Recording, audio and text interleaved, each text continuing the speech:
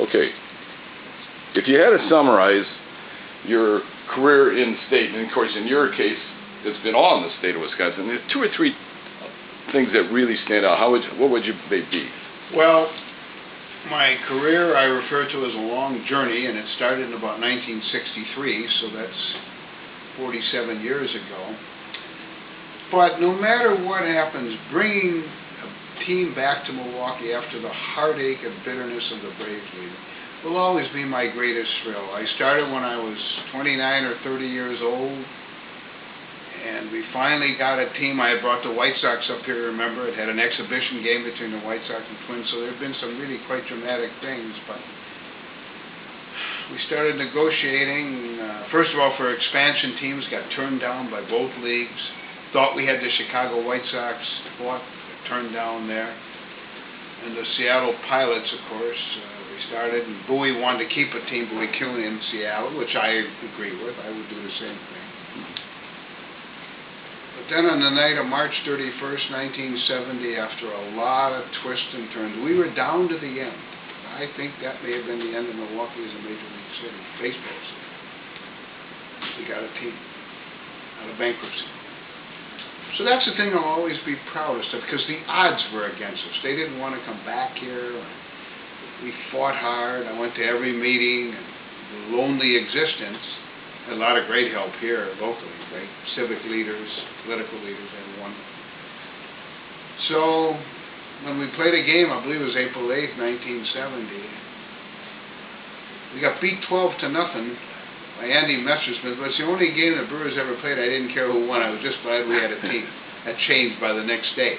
But that I'll always remember. And then, of course, the fight for Miller Park, which was quite a fight, and disappointing in some ways. But now, the next 2 or 3 generations of baseball fans in this state will have a Major League Baseball team.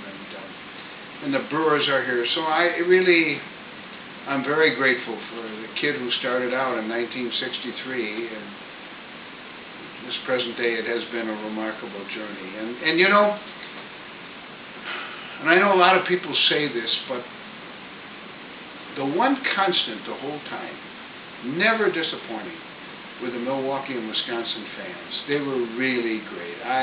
I remember we had our first great year in '78 with Bambi's Bombers, and they were good. Look, Paulie's gone to the Hall of Fame, Robin's gone to the Hall of Fame. Later on came Raleigh Fingers and Buki and Ted Simmons. I mean, it was just tremendous. And but the standing ovations and the emotion, and even in the years where we were a typical expansion team struggling, brought Hank Aaron back, and that was very exciting. But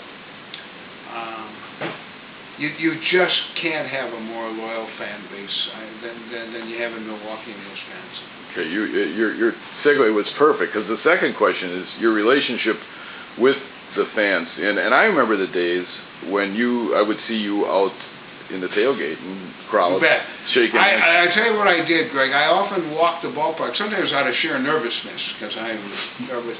I knew where most of our season ticket holders sat. I sat and talked to people. I talked to the people that worked the concession stand. I had a great time with the fans. And there were times after games, or even before games, where I'd walk around tailgating, watching people. And you know me pretty well. I was a fan myself. You never lose that, and that's good. And I just can't tell you how much I love the fans here. Even on my very now infrequent trips to Miller Park, I watch people. They're just wonderful. So here's the smallest market in baseball, really tied with Kansas City, drawing over 3 million people. That's a tribute to how great these fans are. But has that had anything with the fact that I'm standing in the commissioner's office and I'm in Milwaukee? I mean, did that have something to do with... Well, I'm probably the first and last commissioner that will ever live in Milwaukee. Yes, it did. It did, Greg. This is my home. I was born and raised here. Everybody wanted me to move to New York. Most of the owners did. But I insisted, when I took this job, that I was going to stay here. I travel a lot. I'm gone a lot. I'm in New York a lot and everywhere else. But you bet it did. I feel very comfortable here, and I'm really proud of watching the fans. I remember when the Brewers made the playoffs, and it was a great thrill for me. I walked out to throw the first ball out, and Mark Antonazzo and Rick Schlesinger and everybody said to me, "You got to do this," and so I did. And, wow, what a tumultuous standing ovation, if you remember, and it was really emotional. That was Robin Yount was standing when I walked out, and when he came back, he said, "Wow," and it was wow. And just as we were playing the Phillies, and Dave Montgomery, who was the president of the Phillies, one of the great baseballers, and Bill Giles, whose father, of course, was president of the National League, board chairman, said in all their years, and Bill had been in baseball 60 years, he'd never seen either a commissioner or owner get a standing ovation like that under any circumstances. That's the way I feel about the Milwaukee. For Robin to say, "Wow," that was kind of expansive. You bet. Yeah, you bet. Okay. He didn't show that kind of emotion very well. No. Last question. What does it mean to you? Because this is a Hall of Fame project. What does it mean to you to be? Now I know you've been on the selection committee to begin, but also to have been inducted into your own. Oh, it was a great thrill for me. Believe me, when I tell you, it was a great thrill for me. As I said earlier, I often say this has been a long, and many have said incredible journey. But if you'd have told me back when I was a kid at the University of Wisconsin, or even here, walking the streets of West Side of Milwaukee with Herb Cole, who lived 50 feet from me, we walked to school every day, that someday I'd be in the Wisconsin Athletic Hall of Fame. Greg, you can't ask for a bigger honor. That's a great, not only a great honor, sign of great respect, but it's a feeling shared by me, and it's a very mutual feeling. That was a great, great day for me.